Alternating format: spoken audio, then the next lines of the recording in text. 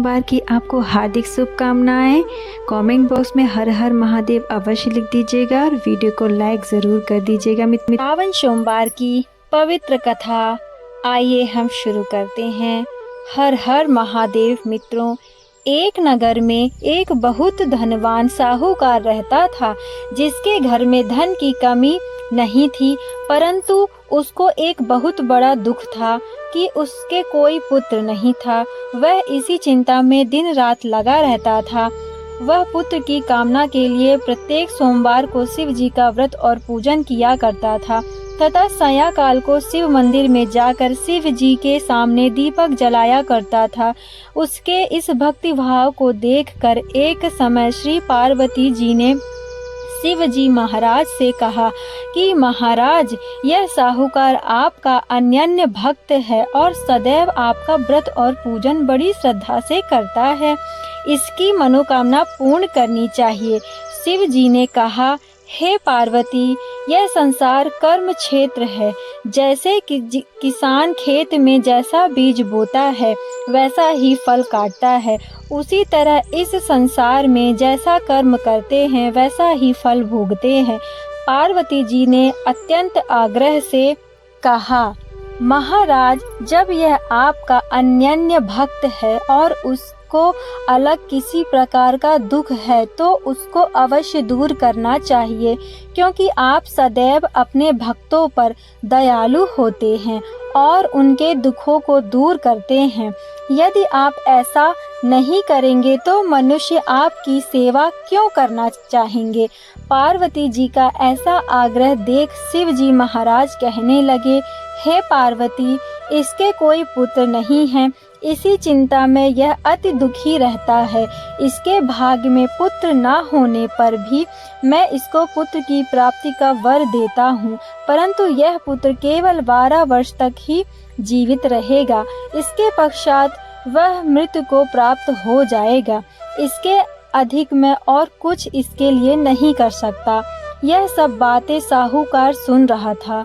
इससे उसको कुछ न प्रसन्नता हुई और ना ही दुख हुआ। पहले जैसे ही शिव जी महाराज का व्रत और पूजन करता रहा। कुछ काल व्यतीत हो जाने पर साहूकार की स्त्री गर्भवती हुई। 10वें महीने में उसको गर्भ से अति सुंदर पुत्र की प्राप्ति हुई।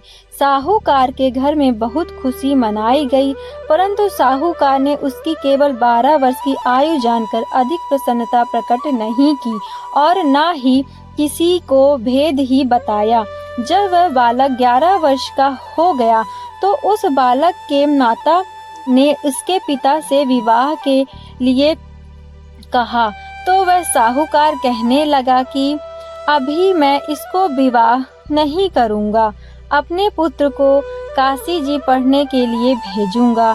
फिर साहूकार ने अपने साले अर्थात बालक के मामा को बुलाकर उसको बहुत सारा धन देकर कहा, तुम इस बालक को काशी जी पढ़ने के लिए ले जाओ और रास्ते में जिस स्थान पर भी जाओ यज्ञ तथा ब्राह्मणों को भोजन कराते जाओ। वह दोनों मामा भांजे यज्ञ करते और ब्राह्मण को भोजन कराते जा रहे थे।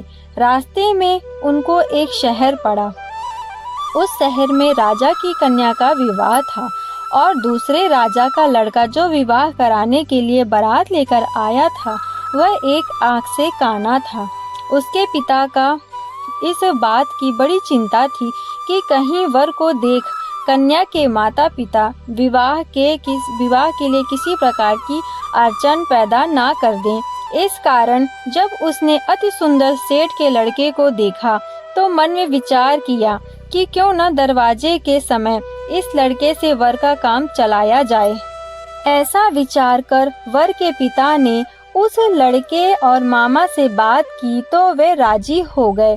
फिर उस लड़के को वर के कपड़े पहना तथा घोड़ी पर चढ़ा दरवाजे पर ले गए और सब कार्य प्रसन्नता से पूर्ण हो गया। फिर वर के पिता ने सोचा कि यदि विवाह कार्य भी इसी लड़के से साथ करा लिया जाए तो क्या बुराई है। ऐसा विचार कर लड़के और उसके मामा से कहा, यदि आप फेरों को का और कन्यादान का काम को भी करा दें तो आपकी बड़ी कृपा होगी और मैं इसके बदले में आपको बहुत कुछ धन दूंगा। तो उन्होंने स्वीकार कर लिया और विवाह कार्य भी बहुत अच्छी तरह से संपन्न हो गया। परंतु जिस समय लड़का जाने लगा तो उसने राजकुमारी की चुनरी के पल्ले पर लिख दिया कि तेरा विवाह तो मेरे साथ हुआ है, परंतु जिस राजकुमार के साथ तुमको भेजेंगे वह एक आंख से काना है और मैं काशी जी पढ़ने जा रहा हूँ।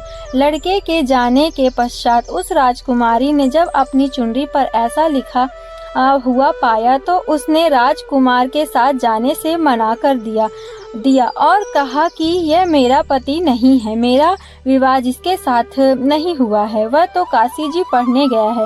राजकुमारी के माता पिता ने अपनी कन्या को विदा नहीं किया और बारात वापस चली गई। उधर सेठ का लड़का और उसके मामा काशी जी पढ़ने पहुंच गए। वहां जाकर उन्होंने यज्ञ करना और लड़के के पढ़ना शुरू किया।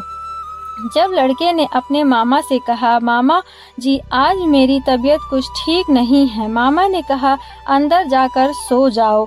लड़का अंदर जाकर सो गया और थोड़ी देर में उसके प्राण निकल गए।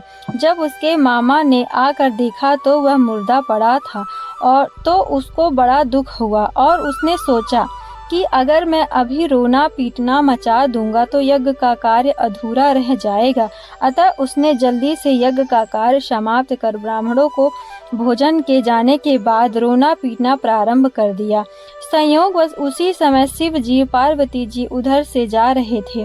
तब उन्होंने जोर जोर से रोने की आवाज़ सुनी तो पार्वती जी कहने लगी, महाराज कोई दुखिया रो रहा है, इसके कष्ट को दूर कीजिए।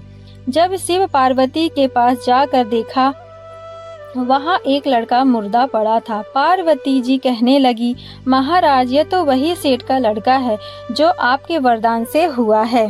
शिव जी कहने लगे, हे पार्वती इसकी आयु इतनी ही थी, यह भोग चुका। तब पार्वती जी ने कहा, हे महाराज इस बालक को और आयु नहीं दोगे तो इसके माता पिता तड़प तड़प कर मर जाएंगे। पार्वती जी के बार बार आग्रह करने पर शिव जी ने उसको जीवन वरदान दिया और शिव जी महाराज की कृपा से लड़का जीवित हो गया। शिव जी और पार्वती कैलाश पर्वत को चले गए। तब वह लड़का और मामा उसी प्रकार यज्ञ करते तथा ब्राह्मणों को भोजन कराते अपने घर की ओर चल पड़े। रास्ते में उसी शहर में आए जहां उसका विवाह हुआ था। वहां पर आकर उन्होंने यज्ञ आरंभ कर दिया तो उस लड़के के ससुर ने उसको पहचान लिया और अपने महल में ले जाकर उसकी बड़ी खातिर की, साथ ही बहुत से दास दासियों सहित आदर पूर्वक लड़की और जमाई को विदा किया। जब वह अपने शहर के निकट आए तो मामा ने कहा कि मैं पहले तुम्हारे घर जाकर खबर कर आता हूँ।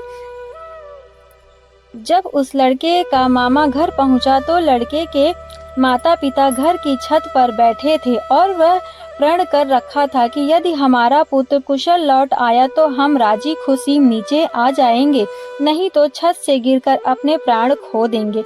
इतने में उस लड़के के मामा ने आकर यह समाचार दिया कि आपका पुत्र आ गया है, तो उनको विश्वास नहीं हुआ।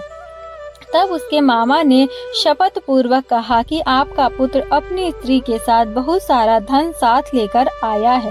तो सेठ ने आनंद के साथ उसका स्वागत किया और वे बड़ी प्रसन्नता पूर्वक रहने लगे।